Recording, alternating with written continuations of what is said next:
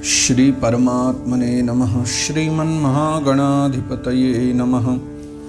कस्तूरीतिलकं ललाटपटले वक्षस्थले कौस्तुभं नासाग्रे वरमौक्तिकं करतले वेणुकरे कङ्कणं सर्वाङ्गे हरिचन्दनं सुललितं कंठे च मुक्तावली गोपस्त्री परिवेष्टितो विजयते गोपालचूडामणि। कृष्णाय वासुदेवाय हरये परमात्मने प्रणतः क्लेशनाशाय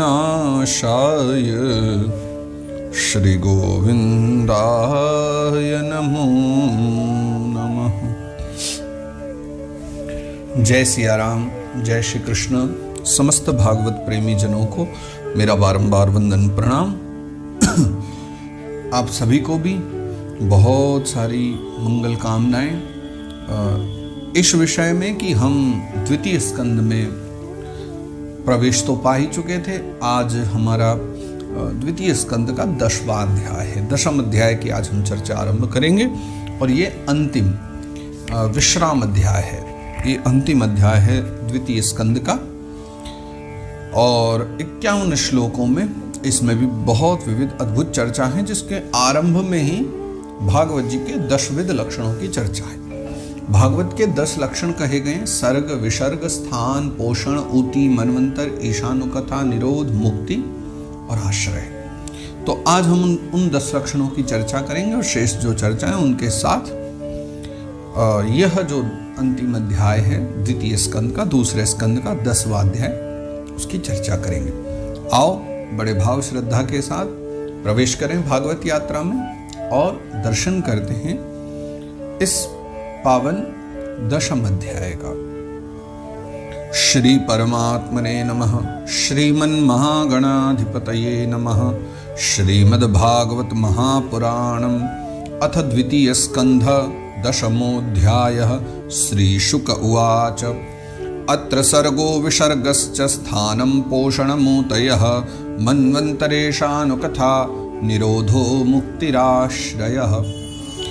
तो पहला ही जो श्लोक है उसमें वही जो मैंने पहले ही नाम उच्चारण कर दी हैं, उन्हीं 10 लक्षणों की चर्चा है। अत्र सर्गो विसर्गश्च, सर्ग है, विसर्ग है, स्थानम पोषणमूतयः, स्थान है, पोषण है और ऊति है।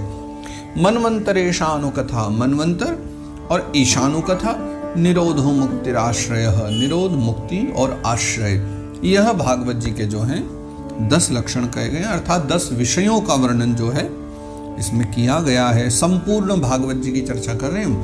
संपूर्ण जो भागवत महापुराण है श्रीमद् भागवतम में 10 लक्षण है, उसमें 10 विषय हैं। अब आगे बतला रहे हैं। 10मस्य विशुद्ध्यर्थम नवानामिह लक्षणम वर्णयन्ति महात्मानः श्रुतेनार्थेन चांजसा। एक बड़ी मूल बात समझिए। विश्व में अनेक धर्मशास्त्र हैं, अनेक वैदिक ग्रंथ हैं, लेकिन जैसे समस्त जितनी भी स्मृतियां हैं, जितने भी पुराण हैं, ग्रंथ हैं, वेद आदि हैं, उन सब का मूल क्या है? उन हजारों ग्रंथों के मध्य में अगर बात करी जाए एक क्या है तो कहते हैं वेद। सबके मध्य में वेद मूल है। और पूछा जाए कि वेद के मध्य में भी सबसे सार भाग, मूल भाग क्या है, तो वो भागवत कही गई है ना। वेदोपनिषदाम सारा जाता भागवती कथा, हमने पूर्व में ये दर्शन भी किया था। वेद उपनिषद इन सब का जो सार भाग है वही श्रीमद् भागवत कथा है। तो दूसरे श्लोक में कह रहे 10मस्य विशुद्ध्यर्थम नवानाम इह लक्षणम, यानी भागवत जी के 10 लक्षण कहे और उसमें सबसे अंतिम कौन सा था? निरोधो मुक्तिराश्रयः, अंतिम है आश्रय। तात्पर्य है कि 10मस्य विशुद्ध्यर्थम, अर्थात 10वां जो लक्षण है जिसको हम आश्रय भी कहते हैं, उस आश्रय का ठीक ठीक निश्चय करने के लिए, निर्णय करने के लिए कि कैसे वो आश्रय प्राप्त हो जाए, नवानाम इह लक्षण, ये बाकी के जो 9 लक्षण हैं ये कहे गए। मतलब ऊति, मनवंतर, सर्ग, विसर्ग ये लक्ष्य नहीं है, ये सब के सब साधन है। लेकिन लक्ष्य क्या है? आश्रय। आश्रय ठीक ठीक किस प्रकार से मिले, उसी के लिए बाकी के 9 कहे गए हैं। वर्णयंती महात्मा, बड़े बड़े जो महात्मा जन है वो वर्णन करते हैं। कहाँ से? श्रुतेन अर्थेन चांजसा, यानी कहीं कहीं जो श्रुतियों से ले लेते हैं, है ना, कहीं कहीं वेद आदि से ले लेते हैं, तो कहीं कहीं तात्पर्य से, कहीं अन्य प्रकार से, विविध विविध प्रकार से। श्रुतेन अर्थेन चांजसा, कहीं अर्थपूर्वक, भावार्थ पूर्वक। लेकिन मूलतः यह है कि उस दशम लक्षण यानी आश्रय का निश्चय करने के लिए कि कैसे मिले, क्या ठीक रहे, उसी के लिए बाकी के जो 9 लक्षण है उनका वर्णन किया गया है।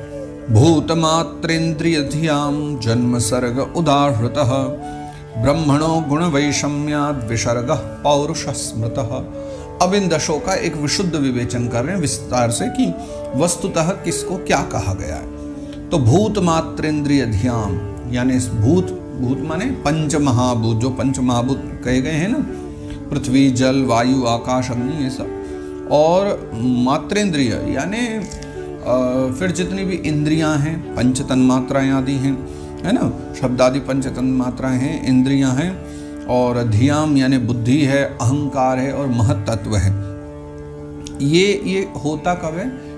अगर आपको याद हो, हमने पूर्व में चर्चा भी की थी। गुणों में जब क्षोभ होता है तब उत्पत्ति होती है सृष्टि की। तो सत्व गुण के क्षोभ से कौन उत्पन्न हुआ, रजोगुण के क्षोभ से कौन उत्पन्न हुआ, तमोगुण के क्षोभ से कौन उत्पन्न हुआ, ये हम पहले विस्तार से चर्चा कर चुके हैं। तो यहाँ बस इतना समझिए कि जब गुणों के क्षोभ से जो पैदा होते हैं, उसी सृष्टि का नाम सर्ग सृष्टि है, उसी को सर्ग कहा जाता है। सर्ग यानी संसार में सबसे पहले जब गुणों में क्षोभ होता है और उससे जो पंच तन्मात्राएं, पंच महाभूत होते हैं, उनको कहते हैं सर्ग। तो भूत मात्रेंद्रिय धियाम जन्म सर्ग उदाहृता, इसको सर्ग कहा गया है। फिर आता है विसर्ग। वो क्या है? ब्रह्मणो गुण वैषम्याद विसर्ग पौरुष स्मृता।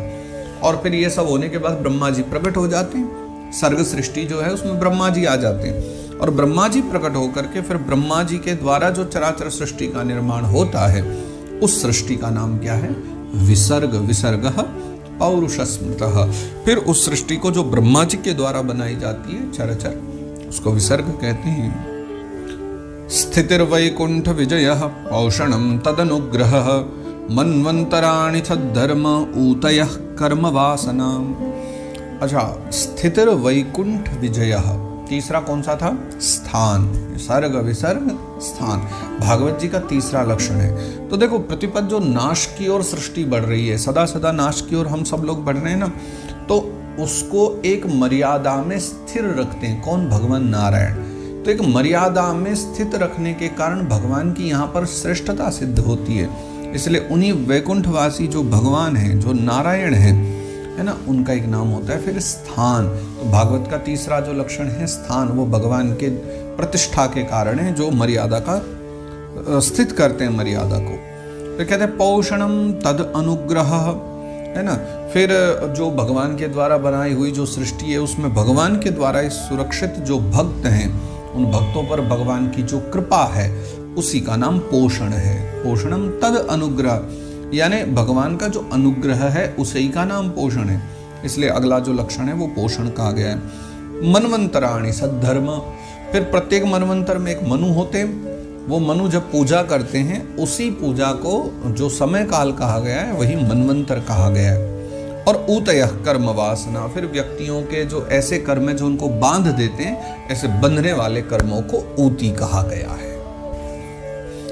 अवतारानुचरितं हरेश्चास्यानुवर्तिनां शतामीश कथा प्रोक्ता नानाख्यानोपबृंहिताः।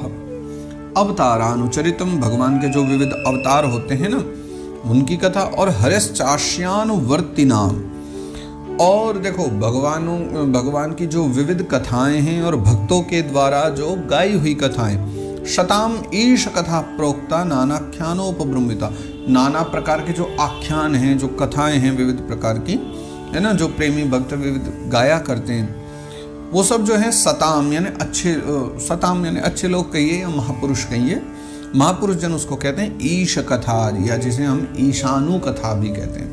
तो भागवत जी का एक लक्षण है ईशानु कथा या ईश कथा कह लीजिए। इस लक्षण का तात्पर्य है भगवान के जो अवतारानुचरित हैं, यानी अवतार अनुक्रम में विविध अवतार हैं, उनकी जो कथा है उसी को ईश कथा माना गया है अथवा ईशानुकथा माना गया है। निरोधोष्यानुशयन मात्मनः सह शक्तिभिः मुक्तिर्हित्वान्यथा रूपं स्वरूपेण व्यवस्थिति। निरोधस्यानुशयनमात्मनः सह शक्तिभिः, जिस समय अपनी समस्त शक्तियों के साथ भगवान नारायण शयन करते हैं, उन शयन करते हुए भगवान में ये जितने भी जीव हैं यानी पूरा संसार है, वो भी अपनी समस्त कर्मों को समेट करके भगवान में ही लीन हो जाता है। शयनधारी शयन करते हुए निद्राधारी भगवान नारायण में जब सब लीन हो जाते हैं, उसी स्थिति को हमारे यहाँ निरोध कहा गया है।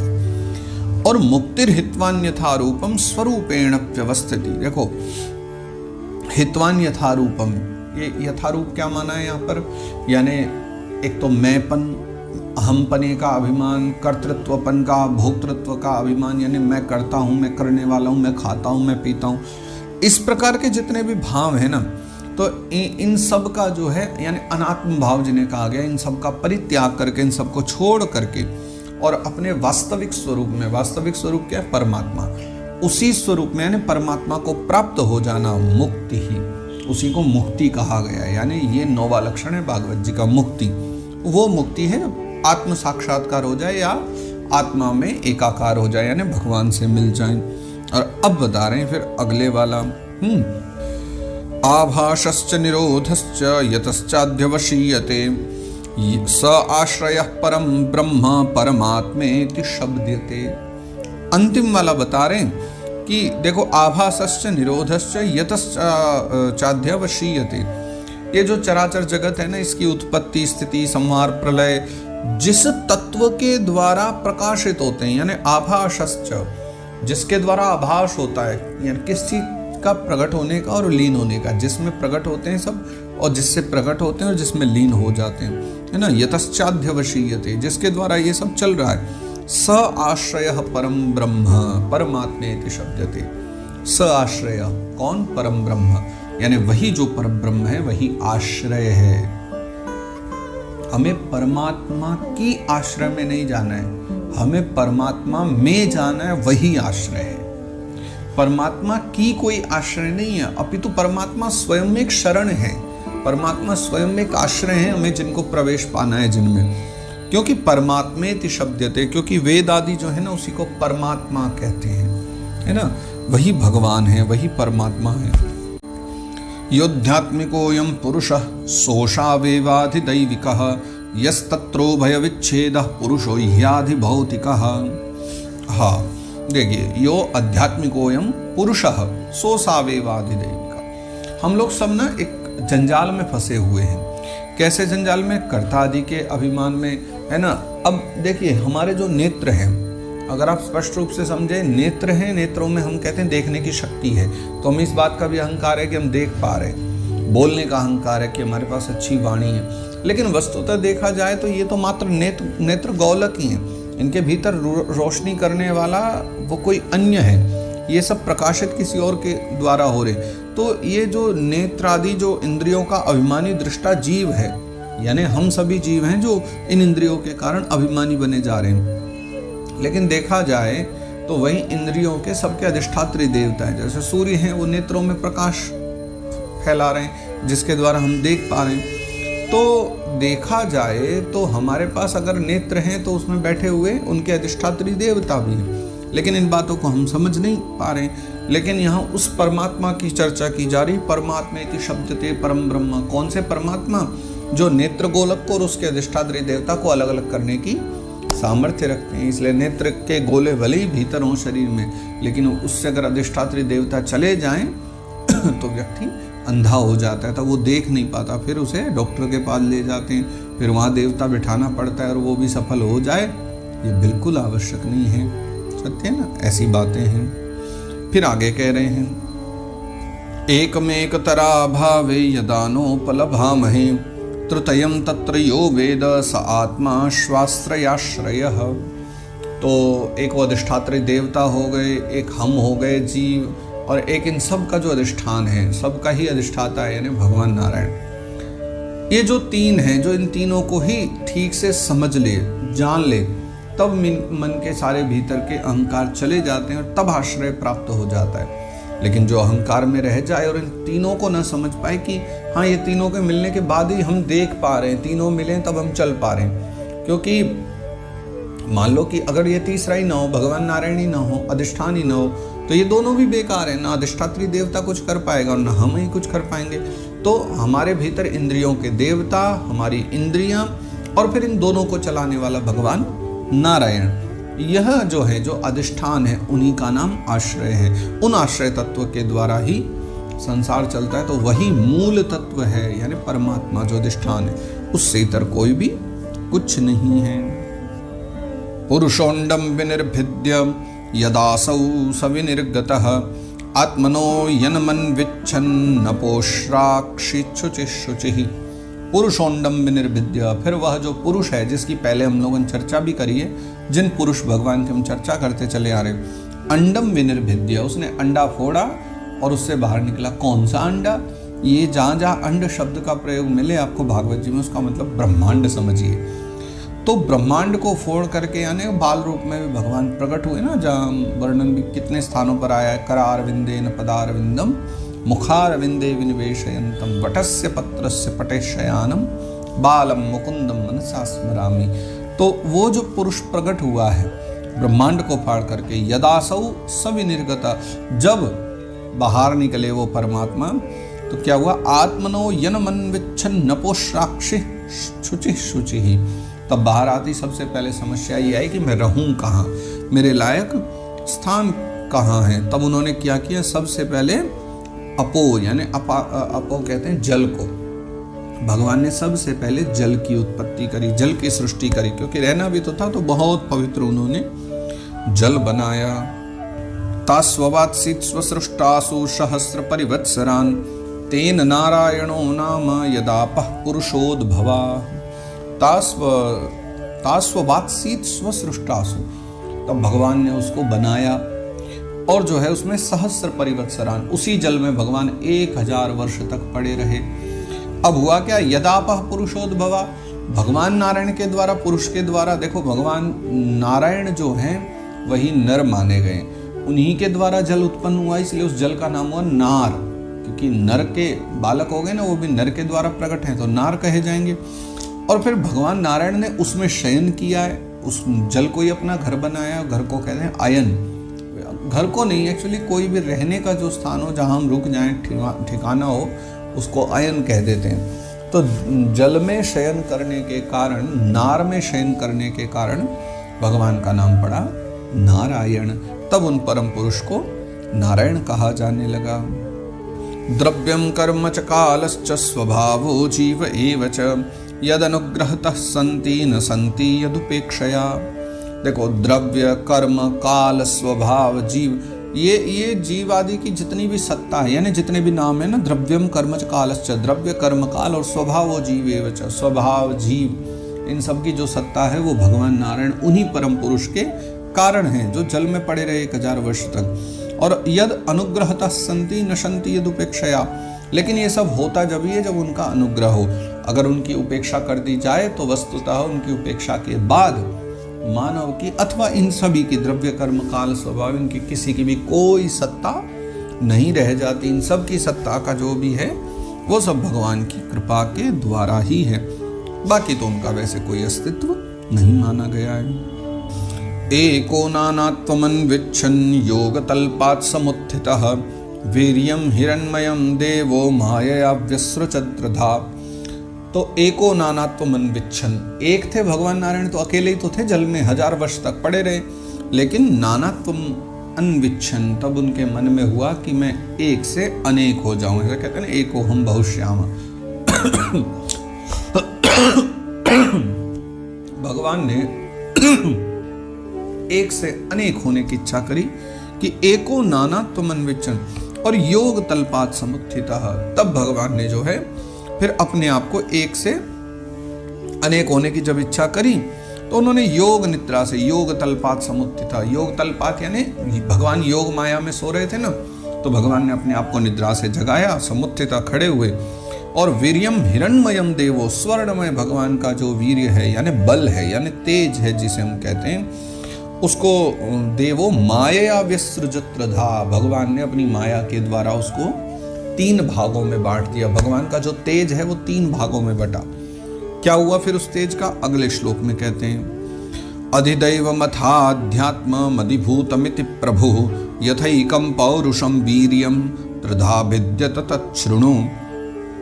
अब सुनो, वह जो भगवान का वो बल तेज है, वीर्य है, वो 3 भागों में बट करके अधिदैव, अध्यात्म और अधिभूत, अधिदैव मथाध्यात्म अधिभूतमिति प्रभु, यानी अधिदैव बना, अध्यात्म बना, अधिभूत बना। तो हे परीक्षित, वो विराट स्वरूप जो है उनका एक ही वीर्य 3 भागों में कैसे विभक्त हुआ? जो है विद्यत तच्छृणु, त्रिधा विद्यत तच्छृणु, वो कैसे हुआ अलग अलग? अब वो सुनो, फिर अगले श्लोक में समझा रहे हैं। अंतः शरीर आकाशात् पुरुषस्य विचेष्टतः ओजः सहो बलम जज्ञे ततः प्राणो महानसु। फिर अंतः शरीर आकाशात्, भगवान विराट स्वरूप जो है 1000 वर्ष बाद जागे, फिर थोड़े हिले डुले, तो उनके शरीर में रहने वाले जो आकाश है ना, आकाश से जो इंद्रिय बल, मनोबल और शरीर बल, इन तीनों की उत्पत्ति हुई। भगवान के थोड़े हिलने डुलने से ही ऐसा हुआ। फिर उनके जो है शरीर में रहने वाला जो आकाश है उसे इंद्रिय बल प्रकट हुआ, मनोबल प्रकट हुआ और शरीर बल उत्पन्न हुआ। 3 प्रकार के बलों की उत्पत्ति हुई। तो पुरुषस्य विचेष्टत, और फिर ओजः सहो बलम जज्ञे ततः प्राणो महानसु। ओज सहो बल वो तो हो गया, फिर ततः प्राणो, उसके बाद जो है कौन हुआ? प्राण उत्पन्न हुए, जो कि इन सब का राजा है, मालिक है। तो फिर प्राण की उत्पत्ति हुई है, अंत में प्राण प्रकट हुए। अनुप्राणन्ति यम प्राणः प्राणन्तं सर्वजन्तुषु अपानन्तं अपानन्ति नरदेवमिवानुगः नुगाः। अनुप्राणन्ति यम प्राणम, कैसे? प्राणंतम सर्वजंतु, जैसे कोई धनवान सेठ है, उसने बहुत सारे नौकर चाकर रखे हैं, तो जैसे जैसे सेठ जी चलते रहेंगे वैसे वैसे नौकर पीछे पीछे सब चलते रहेंगे, अनुकरण करेंगे जैसा उनकी आज्ञा होगी। ठीक वैसे ही ये जो प्राण है शरीर में, ये राजा क्यों माना गया है कि देखो भैया, जब शरीर में प्राण आ जाए तो सारी इंद्रियां काम करने लग जाती है, प्राण चले जाएं तो इंद्रियां भी सब काम करना बंद कर देती है। आपने कभी ऐसा कोई व्यक्ति देखा है जिसके प्राण निकल गए हो लेकिन वो भोजन पा रहा हो, उसकी मुखेंद्रिया काम कर रही हो, त्वग इंद्रिया काम कर रही हो, और उसकी जो है अन्य जो तन मात्राएं वो काम कर रही हो? नहीं करेगी, क्योंकि सबके सब इंद्रियां उसकी सेवक हैं प्राण की। प्राण हैं, सब काम करेंगी, और प्राण गए सब काम करना छोड़ करके बैठ जाया करती। सारी की सारी इंद्रियां जो हैं प्राण के होने से प्रबल और प्राण के चले जाने से सुस्त पड़ जाया करती हैं। प्राणेन क्षपता क्षुत्रदंतरा जायते प्रभो पिपासतो जक्षतश्च प्राङ्मुखं निरभिद्यत। प्राणेन क्षपता क्षुत्रड, देखो जैसे वो प्राण बार बार भगवान के शरीर में आने जाने लगे तो त्रिडंतरा जायते प्रभो, फिर क्या हुआ? भगवान को भूख लगने लग गई। वो प्राणों के संचार से जोर जोर से चलने लगे ना, तो भगवान को भूख प्यास का, क्षुत यानी भूख और तृण अंतरा यानी प्यास, दोनों ही एक साथ लगने लगे। तो पिपासतो जक्षतश्च प्राङ्मुखं निरभिद्यत, तो खाने पीने की जैसी इच्छा हुई ना, तो खाने पीने की इच्छा करते ही भगवान के सबसे पहले जो है मुख प्रकट हो गया। और सुखदेव बाबा कहते हैं मुखतस्तालु निर्भिन्नम जिह्वा तत्रोपजायते ततो नाना रसो जज्ञे जिह्वया योधिगम्यते। मुख प्रकट हो गया तो मुख से तालु प्रकट हुआ, तालु से रसनेन्द्रिय प्रकट हुई, और इसके बाद अनेक प्रकार के जो रस हैं, है ना, जिन्हें रसना ग्रहण कर सकती है, ऐसे विविध प्रकार के रसों की उत्पत्ति हुई। विवक्षोर्मुखतो भूम्नो वह्निर्वाग्व्याहृतं तयोः जले वै तस्य सुचिरं निरोधः समजायत। अच्छा, फिर उनकी बोलने की इच्छा हुई तो उनकी जो है वाग इंद्रिय, फिर उसके अधिष्ठात्री देवता अग्नि और उनका विषय बोलना, ये तीनों के तीनों ही प्रकट हो गए। और फिर कई दिनों तक जो है समजायत, भगवान भी कई दिनों तक उसी जल में, जलो वै तस्य सुचिरम निरोध समजायत, अनेक दिनों तक भगवान फिर उसी जल के भीतर विराजमान रहे। नासिके निर्भिद्येतां दोधूयति न भस्वती तत्र वायुर्गंधवहो घ्राणो नसी जिघ्क्षतः। भगवान के प्राण तो आ ही गए थे, फिर वो प्राणों का बार बार संचार होने लगा। तो श्वास के वेग से नासिका जो है ना, नासिका के छिद्र प्रकट हुए। फिर उन्हें सूंघने की इच्छा हुई तो जो है उनकी जो है ना घ्राणेन्द्रिया प्रकट हो गई, घ्राणेन्द्रिया आकर के बैठ गई। फिर उनके जो देवता, अधिष्ठात्री देवता भी है नासिका के, कौन है? गंध को फैलाने वाले। कौन है वो? वायु देवता। वायु ही गंध को फैलाते हैं, तो उनके अधिष्ठात्री देवता जो हैं वायु देवता भी प्रकट हुए। तत्र वायुर गंधवहो घ्राणो नसि जिघृक्षतः, तब वायु देवता की उत्पत्ति हुई है। यदात्मनि निरालोकमात्मानं च दिदृक्षतः निर्भिन्ने ह्यक्षिणी तस्य ज्योतिश्चक्षुर्गुणग्रहः।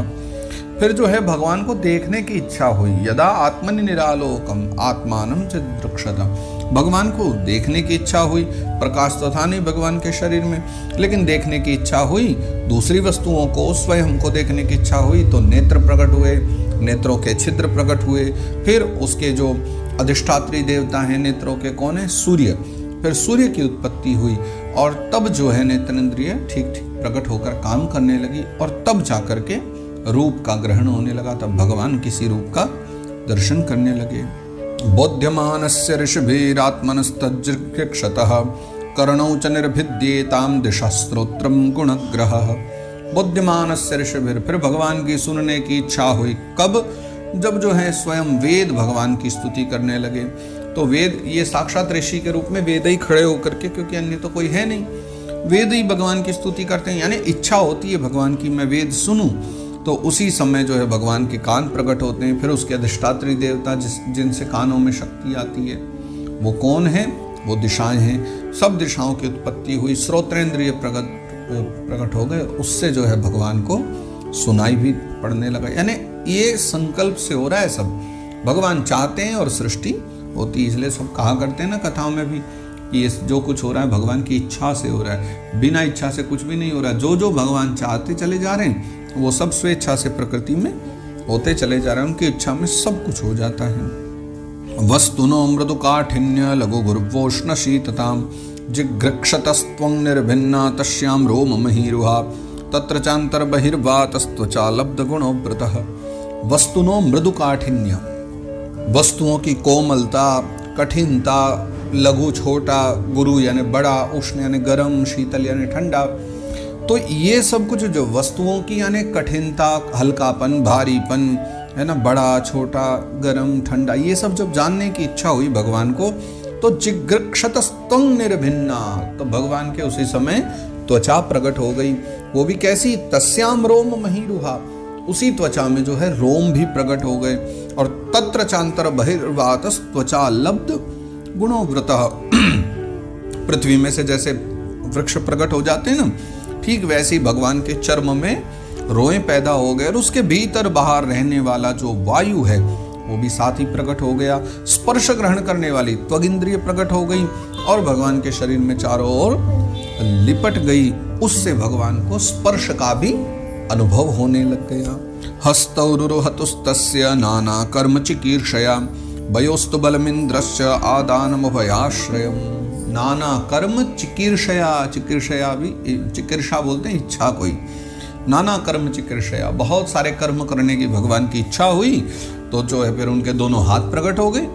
उन हाथों में ग्रहण करने की शक्ति जो देते हैं हस्तेंद्रिय, और उसके अधिदेवता जो हैं यानी हस्तेंद्रिय तो एक उसकी अधिष्ठाता हो गई यानी इंद्रिय हो गई, हस्तेंद्रिय प्रकट हो गई, और उसके अधिदेवता यानी हाथों को शक्ति कौन देते हैं? जैसे वायु देवता त्वचा को दे देते हैं, सूर्य देवता आंखों को देते हैं, वैसे कर्म करने की हाथों को जो सामर्थ्य देने वाले अधिष्ठात्री देवता हैं वो हैं इंद्र देवता।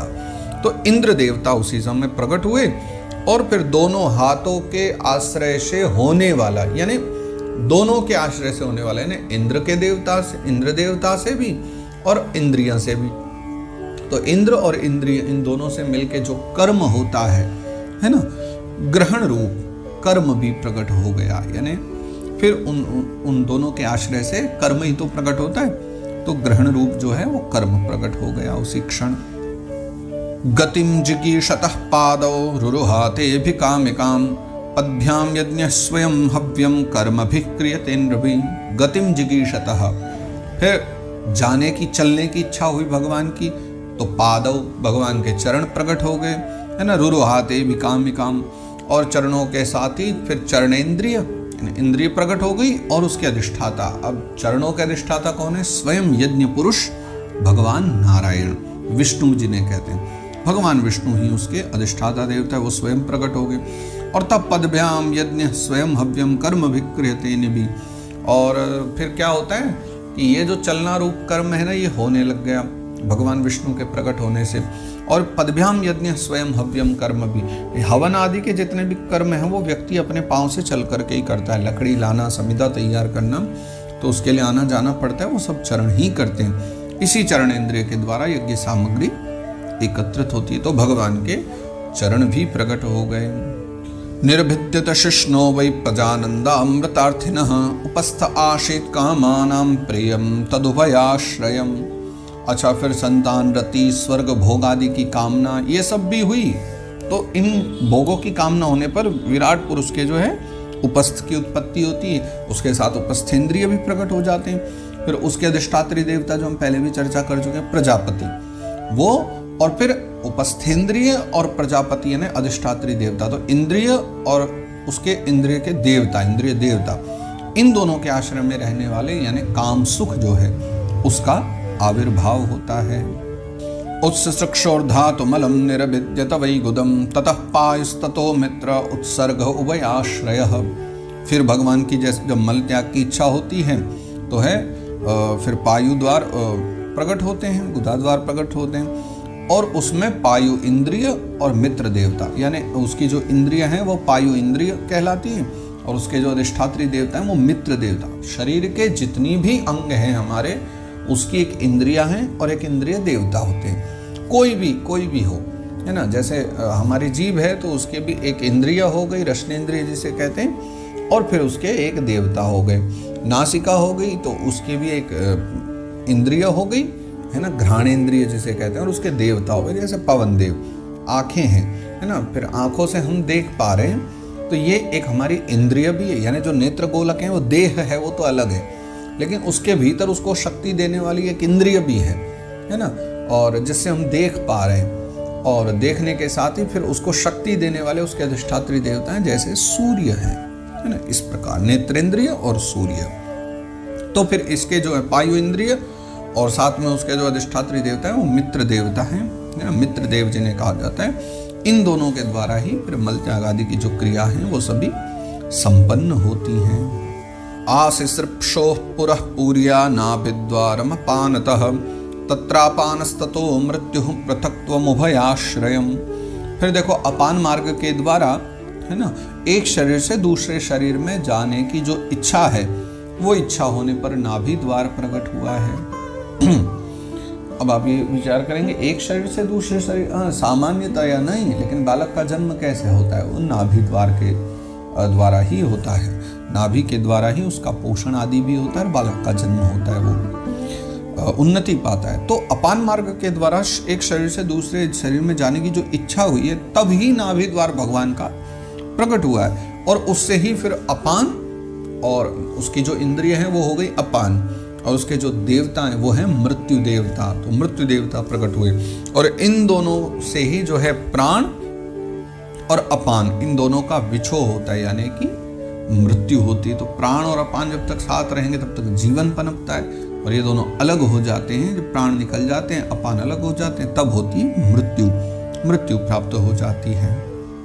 आदित्सोरन्नपाना नामासन कुक्ष्यंत्र नाड्ययः नद्यः समुद्राश्च तयोस्तुष्टिः पुष्टिस्तदाश्रये। हाँ, फिर भगवान को जो है अन्न जल ग्रहण करने की इच्छा हुई कि मैं कुछ खाऊं पीऊं, और जब ये इच्छा हुई आदित्सोरन्नपाना नाम आसन कुक्ष्यंत्र नाड्ययः, भगवान के जब कुछ खाने पीने की इच्छा हुई तो फिर भगवान के कोख, आते, नाड़ियाँ ये सब उत्पन्न हुए। अच्छा, ये सब कुक्षी के द्वारा होते हैं। तो कुक्षी के जो देवता माने गए हैं, प्रत्येक इंद्रिय के देवता है ना, तो इनके देवता कौन कौन से?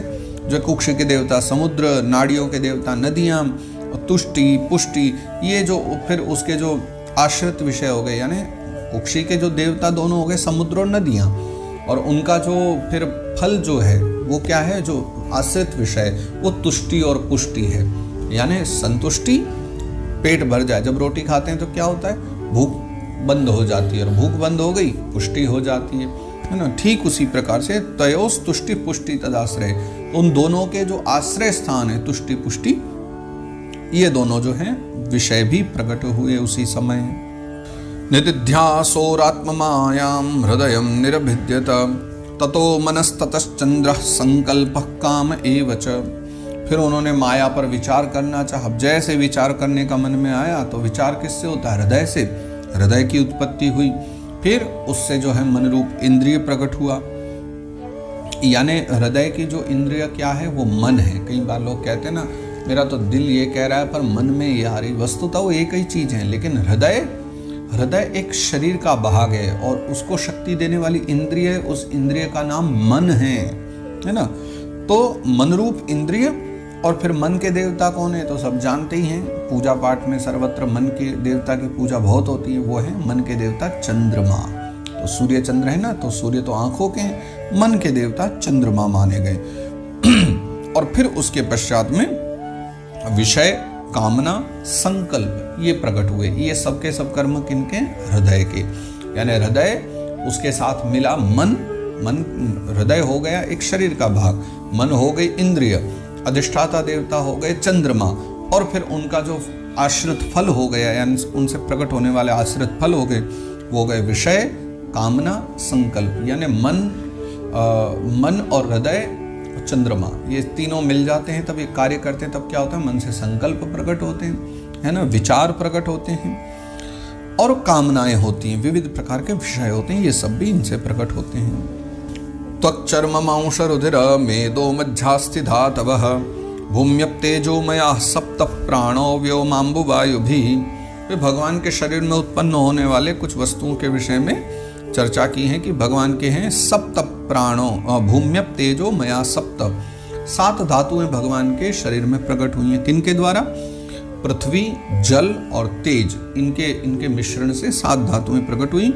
कौन कौन सी, त्वक, चर्म, मांस, रुधिर, मेद, मज्जा, अस्थि, यानी त्वचा, फिर चर्म है ना, चमड़ी, मांस, रुधिर यानी रक्त, मेद, मज्जा और अस्थि यानी हड्डी, ये सब प्रकट हुए उन तीनों से। किन से, पृथ्वी, जल और तेज से। बचे कौन से, उसके पश्चात बच जाते हैं जल और वायु, ये 2 रह जाते हैं। इन जल और वायु से क्या प्रकट हुए हैं, वो भी आगे लिख ही दिया है इन्होंने कि आकाश, जल और वायु, ये 3 जो बचे, इनसे जो है ना प्राणों की उत्पत्ति होती है। प्राणो व्योमाम्बु वायु भी, व्योम यानी वही आकाश, और वायु, और अंबु यानी जल। तो तीनों से मिलने से प्राणों यानी प्राण उत्पन्न होते हैं। गुणात्मकानिन्द्रियाणि भूतादि प्रभवा गुणाः मनः सर्व विकारात्मा बुद्धिर्विज्ञान रूपिणी। फिर ये श्रोत्रादि हमारे जो इंद्रियां हैं जिनसे हम सुनते हैं, ये विषयों को कौन से विषयों को, शब्दादि विषयों को। श्रोत्र का काम क्या है, शब्दों को सुनना। नेत्र इंद्रिय का काम क्या है, देखना, वस्तु को देखना। तो इस प्रकार से जो है ना, ये श्रोत्रादि सब इंद्रियां जितनी भी हैं, शब्द आदि अलग अलग विषयों को ग्रहण करने वाली। और वे जो सारे के सारे विषय हैं वो कहाँ से प्रकट होते हैं, वो सब अहंकार से प्रकट होते हैं। और मन जो है वो सारे विकारों का उत्पत्ति स्थान माना गया है। मन के द्वारा ही सारे विकार प्रकट होते हैं। और बुद्धि समस्त पदार्थों का बोध कराने वाली है। देखो, व्यक्ति अगर बिगड़ता है, उसके कर्म बिगड़ रहे हैं, तो कहीं ना कहीं इनका जिम्मेदार मन ही है, व्यक्ति का मन ही कराता है।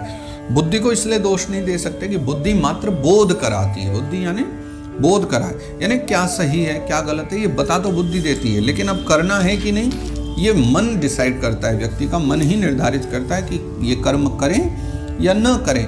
बुद्धि का इस पर कोई जोर नहीं। बुद्धि बस इतना बता दे कि क्या ठीक है और क्या गलत है। फिर जो उसका जो निर्णायक होता है वो हमारा मन ही होता है कि अब क्या करना चाहिए। एतद् भगवतो रूपम स्थूलम ते व्याहृतम मया मह्यादिभिश्चा वर्णैरष्टभिर्बहिरावृतम। भगवान सुखदेव कह रहे हैं कि राजा परीक्षित, मैंने फिर भगवान के सम्मुख भगवान का जो है तुम्हारे सम्मुख मैंने स्थूल स्वरूप का वर्णन कर दिया। अब इसको अगर बाहर की ओर से देखा जाए तो ये है ना 8 आवरणों से घिरा हुआ है। और वो 8 आवरण क्या हैं वो लिख दे रहे हैं यहाँ पर कि मह्यादिभिश्चावरण अष्टभिर बहिरावृतम, जो है बाहर से बहिरावृतम यानी बाहर के आवृत्त से आवरण से घिरा हुआ है। कितने? अष्टभिर, 8 प्रकार के आवरणों से। पृथ्वी, जल, तेज, वायु, आकाश, अहंकार, महत्त्व है ना, और अंत में प्रकृति 8वां। इन सब के द्वारा ये स्थूल स्वरूप बना हुआ है। अतः परम सूक्ष्मतमम अव्यक्तम निर्विशेषणम अनादि मध्य निधनम नित्यम वांग मनसः परम। लेकिन जो ये हमने बताया ये तो बहिर आवरण बताया हमने आपको।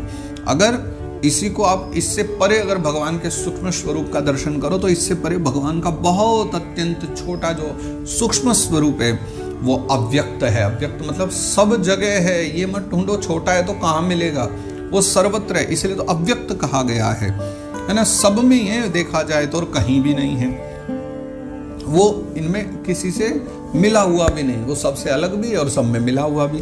तो अव्यक्त है, निर्विशेष है और आदि मध्य और अंत से रहित है, यानी ना तो उत्पन्न हो रहा है ना उसका कभी अंत हो रहा है, और नित्य है यानी वो तो सदा सर्वदा विद्यमान है। ये शरीर तो अब प्रकट हो रहा है, फिर एक दिन मिटा लेंगे अपने आप को, फिर सो जाएंगे, लेकिन भगवान का जो सूक्ष्म स्वरूप है वो सदा सर्वदा एक भाव में रहता है, नित्य रहता है। और सबसे बड़ी बात, नित्यम वांग मनसः परम, नित्य तो है लेकिन वांग मनसः परम। वांग यानी वाणी और मनसः यानी मन से, तो वाणी और मन इन दोनों से वो परे, यानी इनकी पहुंच वहां नहीं है। न तो वाणी से गा सकते हैं कि वो कहाँ है, कहाँ तक है, और न मन से सोच सकते हैं कि उनकी गति क्या है। अमोनि भगवद्रूपे मयाते अनुवर्णिते उभे अपि न गृह्णन्ति माया सृष्टि विपश्चितः। सुखदेव बाबा कह रहे, देखो मैंने तो तुम्हें भगवान के स्थूल और सूक्ष्म, व्यक्त अव्यक्त दोनों ही रूपों की चर्चा कर दी है, लेकिन ये दोनों ही जो है भगवान की माया के द्वारा रचित स्वरूप हैं। इसलिए जो विद्वान पुरुष हैं वो दोनों को ही स्वीकार ही नहीं करते, क्योंकि ये सब कुछ जो कुछ भी है सब भगवान के द्वारा ही बनाया हुआ है। इसलिए उभे अपि न गृह्णन्ति माया सृष्टि विपश्चिता। विद्वज्जन तो क्या कहते हैं, ये सब स्वरूप भगवान के द्वारा ही निर्मित हैं। सवाच्यवाचकतया भगवान ब्रह्म रूप दृक् नाम रूप क्रिया धत्ते सकर्मा कर्म कः परः। अच्छा, वास्तव में देखा जाए तो भगवान निष्क्रिय भी हैं। क्यों? क्योंकि अपनी शक्ति के द्वारा वो जब चाहें जब सक्रिय बन करके लीला करने लग जाते, कार्य करने लग जाते हैं। फिर ब्रह्मा का जो है जैसे वो विराट रूप धारण कर लें, वाच्यवाचक शब्द उसके अर्थ के रूप में प्रकट होते हैं, यानी वो जब चाहे ब्रह्मा बन के सृष्टि करते हैं, जब चाहे शब्द बन जाते हैं, वही शब्द का अर्थ बन जाया करते हैं, है ना, अर्थ के रूप में प्रकट होते हैं। अनेकों नाम रूप क्रिया जितने भी ये सब भगवान ही तो स्वीकार करते हैं, कभी कृष्ण नाम कभी राम नाम, और फिर ये नाम स्वीकार करके अनेक लीलाएं भी करते हैं, कर्म भी करते हैं, स्वभाव भी ग्रहण करते हैं। तो वस्तुतः वो तो इन सबसे बहुत परे हैं, लेकिन तथापि जब इच्छा होती तो वो ये सारे कार्य किया करते हैं। किन्नराप्सरसो नागान सर्पान किम पुरुषोरगान मात्र रक्षः पिशाचांश प्रेत भूत विनायकान। अच्छा, अब कुछ नाम लिए जा रहे हैं सुखदेव बाबा के द्वारा, पर ये क्यों लिए जा रहे हैं कि ये जो कुछ भी नाम हमारे समाज में लिए जाते हैं ना, वस्तुतः ये सब झूठ है, ये सामान्य नहीं है। जो कुछ भी नाम लिया जा रहा है सब नारायण ही हैं। कहने को हम कह देंगे ये मानव है, ये देवता है, लेकिन वस्तुतः मानव देवता दैत्य राक्षस सब भगवान ही है, यहाँ कुछ अलग है ही नहीं। तो प्रजापति मनु किन्नराप्सरसो नागान सर्पान किम पुरुषोरगान, यानी प्रजापति मनु देवता ऋषि पितर सिद्ध चारण गंधर्व विद्याधर असुर यक्ष किन्नर अप्सराएं नाग सर्प किम पुरुष उरग मातृकाएं राक्षस पिशाच प्रेत भूत विनायक। और कौन कौन है?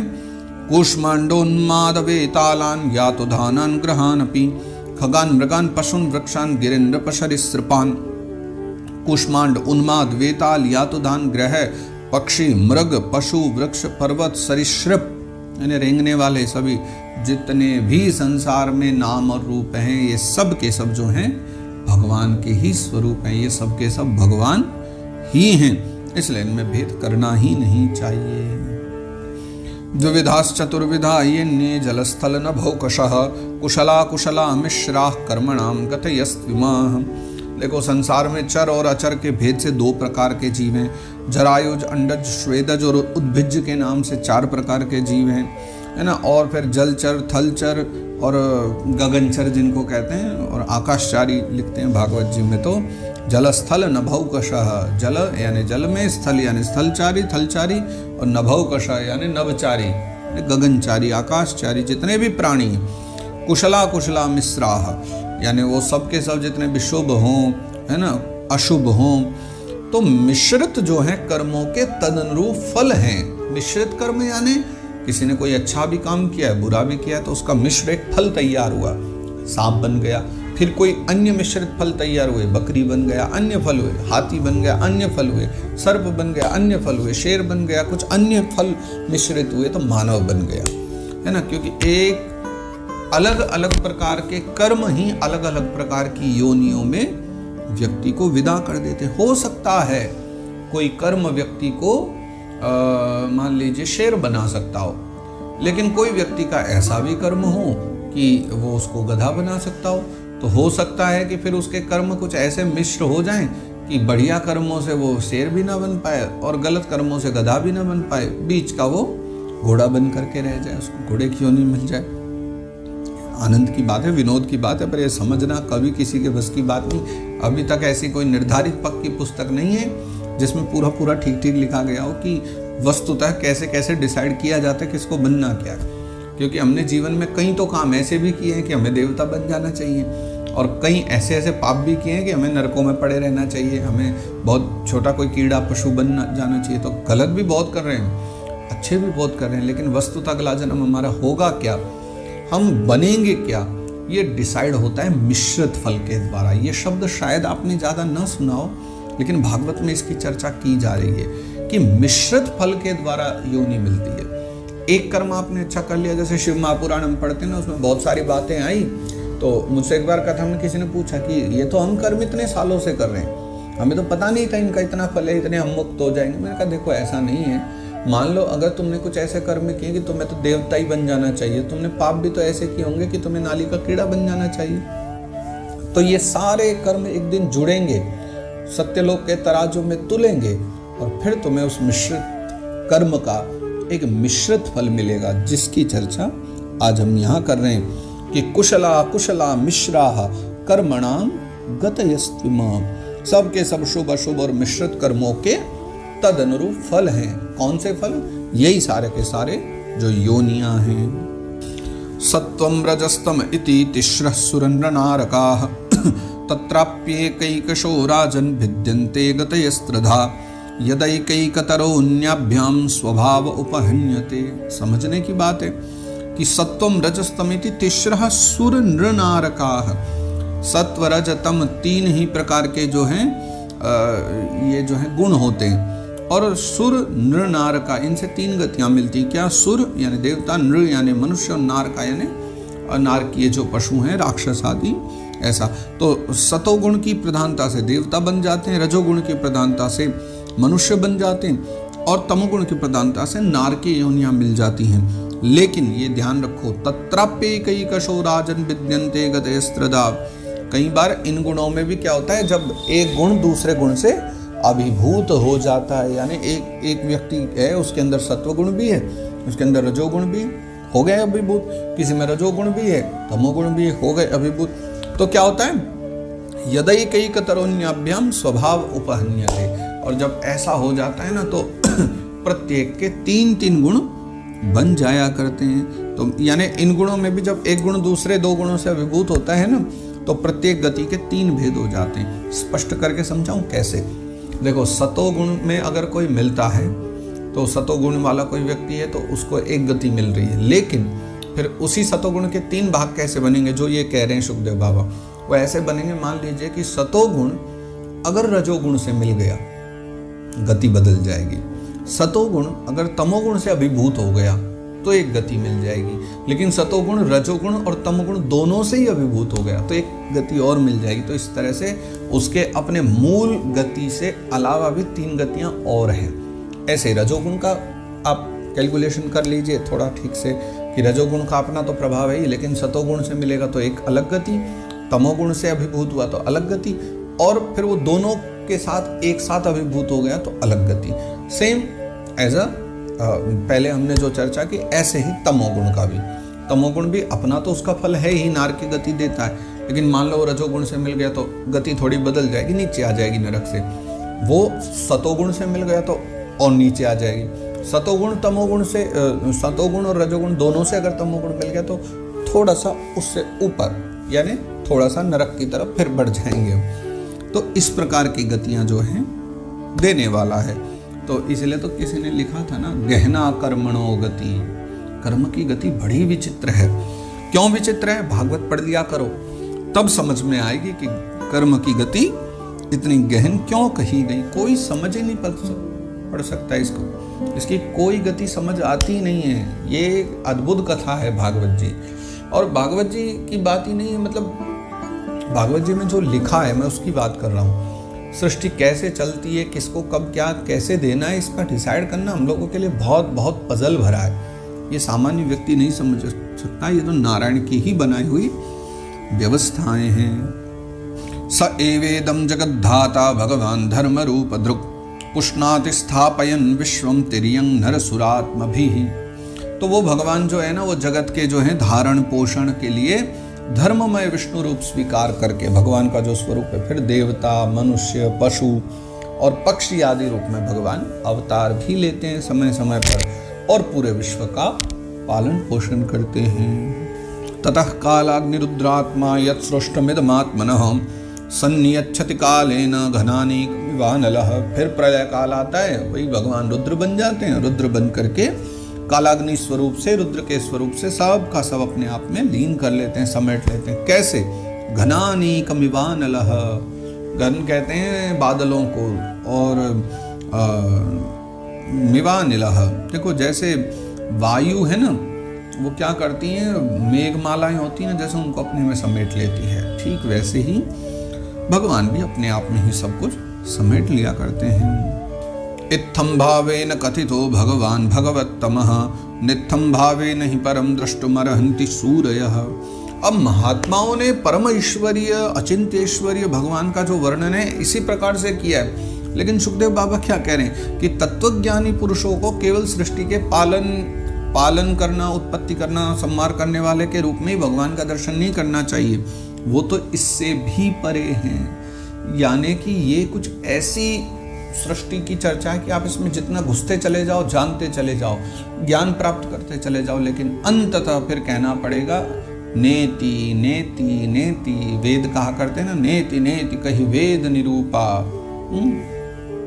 नेति नेति कहते हैं वेद, इसका मतलब क्या? न इति, इसका कोई अंत नहीं है। इतनी सब कुछ राम कथा गा दी सुखदेव बाबा ने, और अब क्या कह रहे हैं कि यहाँ नहीं, इतना कह करके नहीं रुक जाना चाहिए। तत्वज्ञानी पुरुष यहाँ तक नहीं मानते कि हाँ बस वही बनाने करने वाले, इससे भी बहुत परे भगवान हैं जिनकी कथा हम भागवत जी में गाए चले जा रहे हैं। नस्य कर्मणि जन्मादौ परस्यानुविधीयते कर्तृत्व प्रतिषेधार्थम माययारोपितम हि तत्।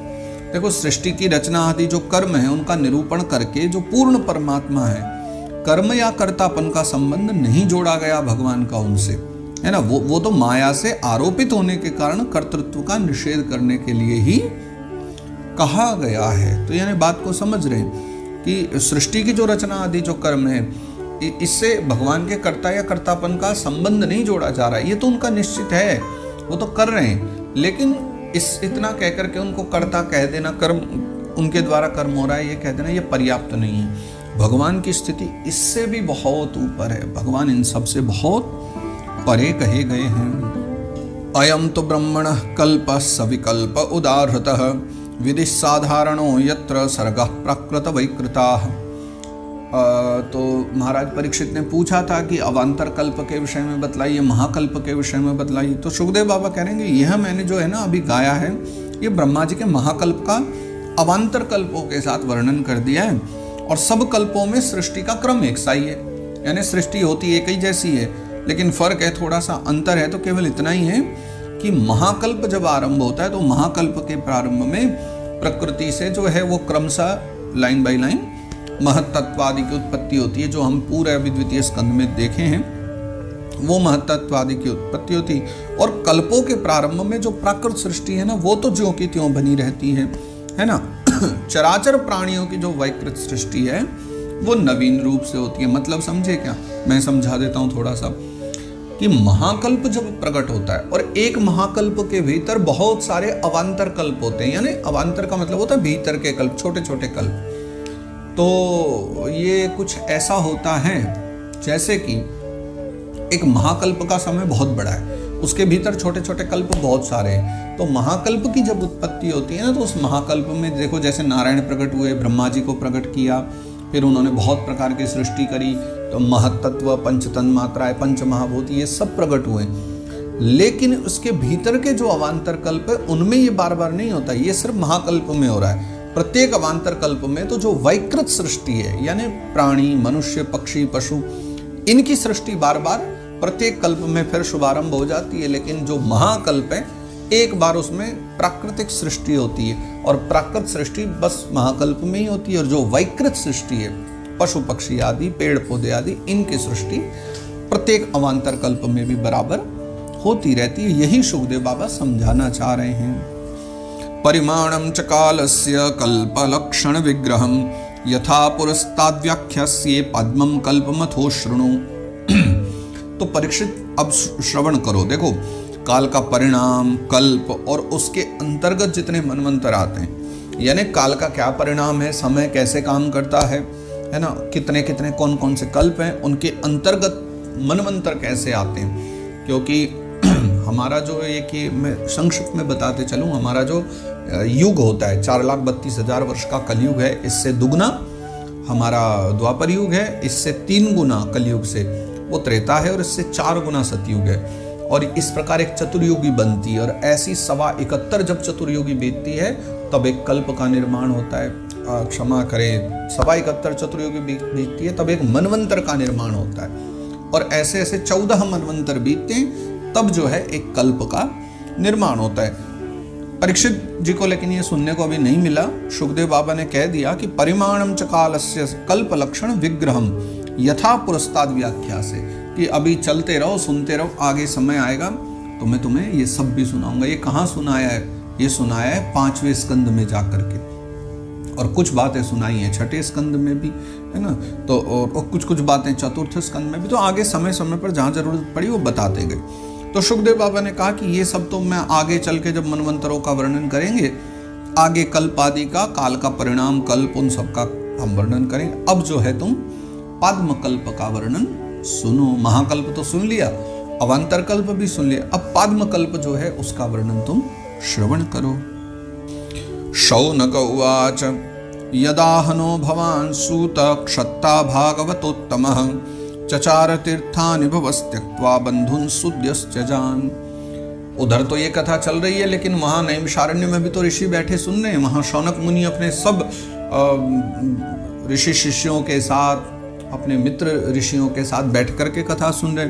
तो उन्होंने बीच में फिर सूत बाबा से पूछ लिया कि यदाहनो भवान सूत, हे सूत भगवान, आपने जो है हमसे ये कहा था कि क्षत्ता भागवतोत्तम चचार तीर्थानि भुवः।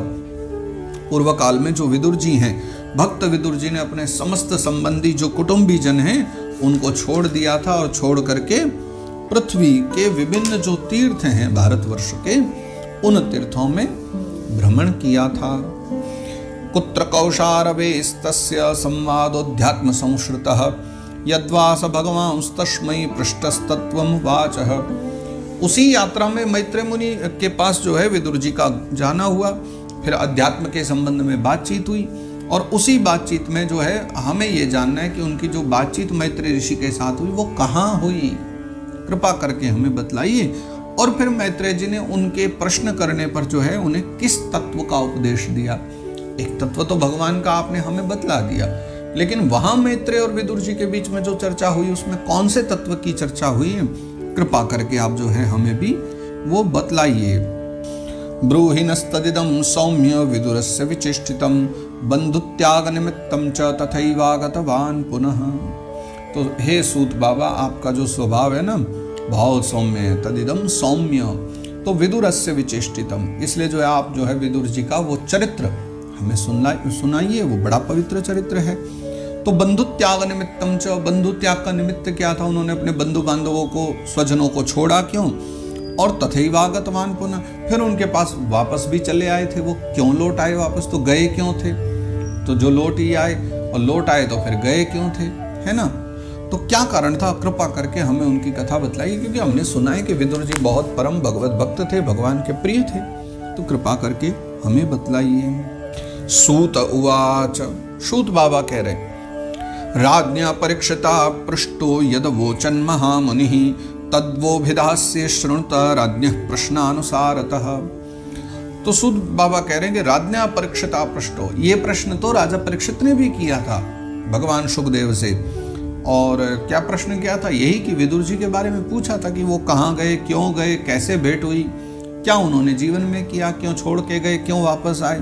तो यदवोचन महामुनि, जो जो महामुनि सुखदेव ने राजा परीक्षित से कहा, तद्वो भिदाश्य शृणुतः राज्ञः प्रश्नानुसारतः, ठीक ठीक जैसे जैसे सुखदेव जी ने कहा, और जो जो राजा परीक्षित ने प्रश्न किया उसके उत्तर में जो सुखदेव बाबा ने कहा, वही मैं सब कुछ आपको बताता हूँ। तो सावधानतया शृणु, अब सावधान होकर के आप सुनिए। और इस प्रकार 51 श्लोकों में श्रीमद् भागवत जी के द्वितीय स्कंद का यह 10वां अध्याय भी विश्राम होता है। और इसी के साथ आज के सत्र में हमारा द्वितीय स्कंद भी विश्राम होता है। और बड़े ही आनंद के साथ हमने भगवत कृपा से, श्री गोवर्धन नाथ की कृपा से, और आज गोवर्धन की इस पावन भूमि में बैठ करके हम ये चर्चा कर रहे हैं। और 2 स्कंदों की चर्चा आज हमारी पूर्ण होती है। आज 2 स्कंद प्रभु इच्छा से विश्राम होते हैं। कल से भागवत जी का 3रा स्कंद जो है हम आरंभ करेंगे, और फिर विदुर और उद्धव जी की भेंट होती है। और फिर आगे तो अब यहाँ से बहुत अच्छे अच्छे जो है ना प्रसंग आरंभ हो जाएंगे। मूलतः जो 3रा स्कंद है उसमें विदुर उद्धव संवाद, विदुर जी की चर्चा है, विदुर मैत्रेय संवाद है, फिर सृष्टि क्रम का वर्णन, और उसी मध्य में कपिल भगवान के अवतार की कथा भी गाई। बहुत प्यारा प्रसंग है जहाँ कपिल भगवान ने माता देवहूति को उपदेश किया है। तो कल से 3रा स्कंद आरंभ करेंगे। आइए आज अपने द्वितीय स्कंद के साथ 10वें अध्याय को यहाँ विश्राम दें और आज के सत्र को विश्राम करेंगे। जय जय श्रीमद्भागवते महापुराणे वैयासिक्याम अष्टादशसाहस्र्याम पारमहंस्याम संहितायाम द्वितीय स्कंदे पुरुष संस्थान वर्णनम नाम 10मोऽध्यायः। तो इस प्रकार श्रीमद्भागवत महापुराण के जो वैयासिक्याम अष्टादशसाहस्र्याम, जो 18,000 संहिताएं जो लिखी हैं, जो पुराण लिखे हैं भगवान वेद व्यास ने, उनमें से यह जो एक परमहंस संहिता मानी गई है श्रीमद् भागवत महापुराण, उसके द्वितीय स्कंद में पुरुष संस्थान वर्णनम नाम से पुरुष संस्था का वर्णन करते हुए यह 10वां अध्याय गाया गया है। इति द्वितीय स्कंदः श्री कृष्णार्पणमस्तु, श्री कृष्णार्पणमस्तु, श्री कृष्णार्पणमस्तु। श्री गोवर्धन नाथ की जय।